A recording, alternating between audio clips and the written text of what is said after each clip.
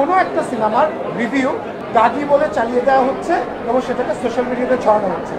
যারা এটা করেছে তাদের এগেনস্টে আমরা লিগ্যাল অ্যাকশন নিব।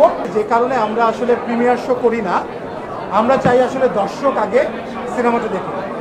আজকে 8ম দিন চলছে। আজকে এসে আমরা স্পেশাল স্ক্রিনিং করার কারণই হচ্ছে আমাদের ইন্ডাস্ট্রির বন্ধুবান্ধব যারা আছেন, আমাদের কলিগ যারা আছেন, এমনকি সাংবাদিক ভাইরা ভাই বোনেরা যারা আছেন, তারাও কিন্তু দেখার সুযোগ পাননি। তারা গত 7 দিন, ঈদের আগে আরও 3-4 দিন আমরা দেখেছি যে আপনারা কন্টিনিউয়াসলি আপনারা বিভিন্ন হলে ছুটে বেরিয়েছেন, দর্শকের রিভিউ নিয়েছেন এবং আপনাদের কাছ থেকে একটাই আমাদের এক্সপেকটেশন ছিল যে আমরা সবসময় বলতাম যদি দর্শক কোনো ছবিকে ভালো বলে আপনারা বলেন ভালো, যদি খারাপ বলে সেটাও প্রচার করেন আপনারা। আমরা দেখলাম যে আজকে সোশ্যাল মিডিয়াতে ভেসে বেড়াচ্ছে একটা ভিডিও যেখানে কোনো একটা সিনেমা, আমি নাম বলতে চাই না, কোনো একটা সিনেমার রিভিউ হচ্ছে যেখানে বলা হচ্ছে যে এটা জঘন্য সিনেমা এবং আমরা টিকিট না পেয়ে এই সিনেমা দেখেছিলাম, খুব খারাপ, এবং পাশে দাগির ছবি দিয়ে অ্যাজ ইফ এটা দাগির রিভিউ।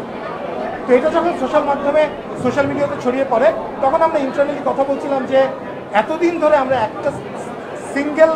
একটা নেগেটিভ রিভিউ পেলাম না, হঠাৎ করে কেন এই ধরনের রিভিউ একটা আসলো যে এত খারাপ সিনেমা।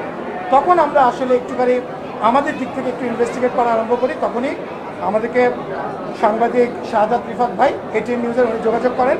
উনি বলেন যে উনি কোনো একটা সিনেমার রিভিউ এটা নিয়েছিলেন এবং সেটা উনি প্রচারও করেছেন এটিএন নিউজে এবং সেটা দাগি বলে চালিয়ে দেওয়া হচ্ছে এবং সেটাকে সোশ্যাল মিডিয়াতে ছড়ানো হচ্ছে। যারা এটা করেছে তাদের এগেনস্টে আমরা লিগ্যাল অ্যাকশন নিব এবং তাদেরকে আমরা বলবো যে আর এই ধরনের অধ্যত্ব আপনারা দেখাবেন না, আর ফার্দার যদি এই ধরনের ঘটনা ঘটে এটা আমরা ডেফিনেটলি একটা স্টেপ নিতে বাধ্য হবে।